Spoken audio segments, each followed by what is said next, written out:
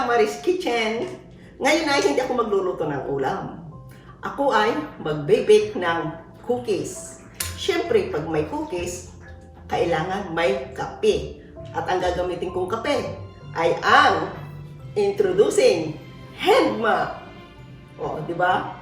So, guys, sa lahat ng may gustong mag-order ng coffee from handma, yung link nasa baba ng aking video. Gamitin nyo lang yung aking link. Pag nag-order kayo, baka bigyan tayo ng discount. Okay? Or coupon ng Tita Maris Kitchen. Yan. Hello sa mga handma company. Yan.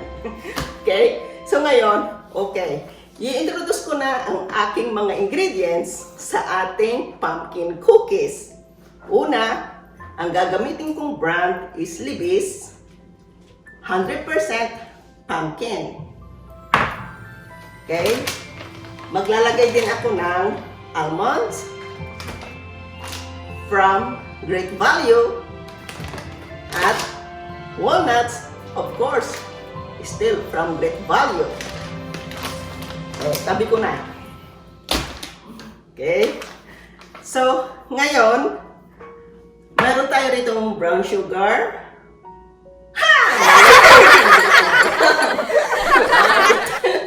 Ito ang brown.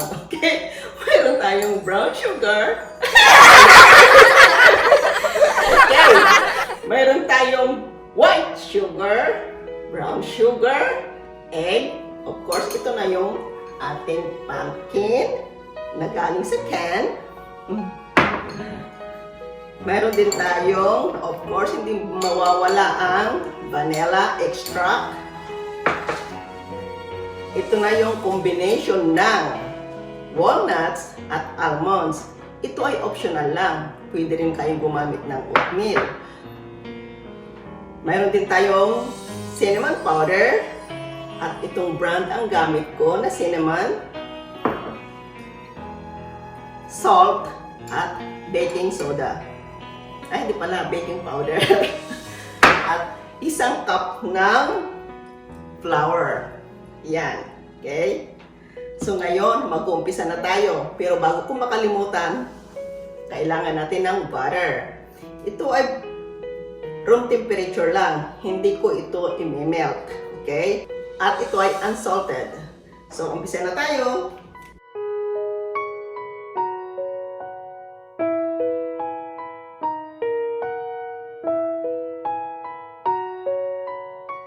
Ilagay na natin ang butter,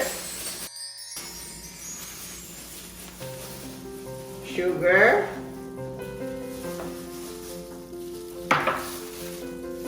another sugar, brown sugar.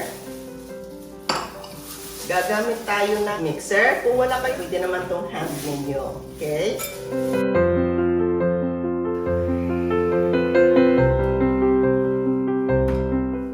Lagay na natin ang egg.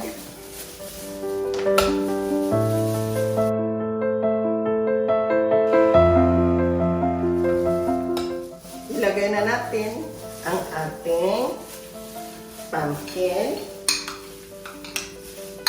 Isang cup po ito. Lagay na rin natin ang ating mix ng walnuts at almonds. Yan. Ilagay na rin natin ang mix ng cinnamon powder, sugar, at baking powder.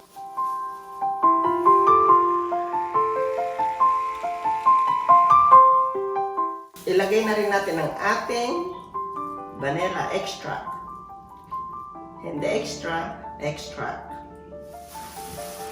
At ang ating isang cup ng flour, ilagay na rin natin, pero dahan-dahan, unti-untihin natin. Okay?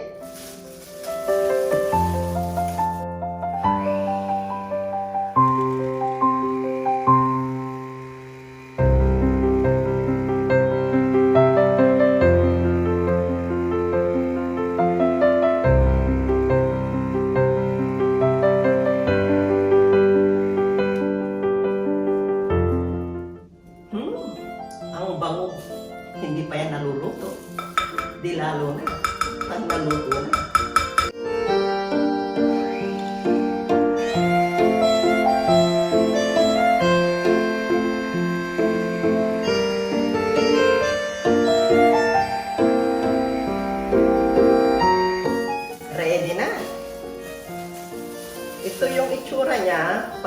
Pagkatapos nating haluin, diba? Ganda. So ngayon, ilalagay na natin sa ating baking pan or baking sheet. Ilalagay na natin sa ating baking pan. So guys, yung measurement nasa baba ng ating video. Yung iba, itutuloy kong lulutuin mamaya. I-bake ko siya ng 14 to 15 minutes.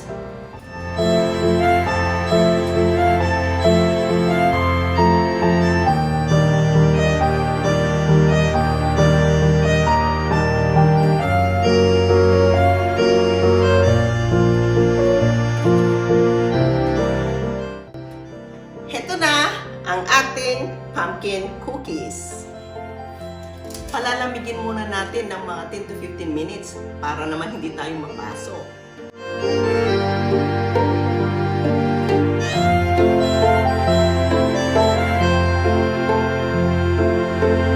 Hey, that's pretty good.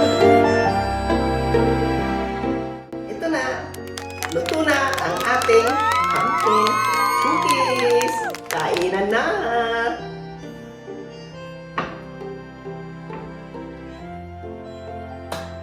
Okay? So, titignan natin kung gaano siya kalambot.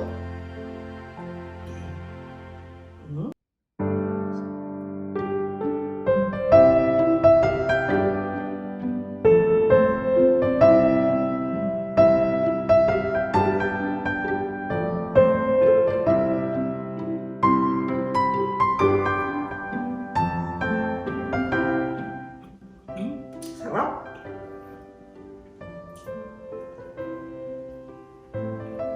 Sarap!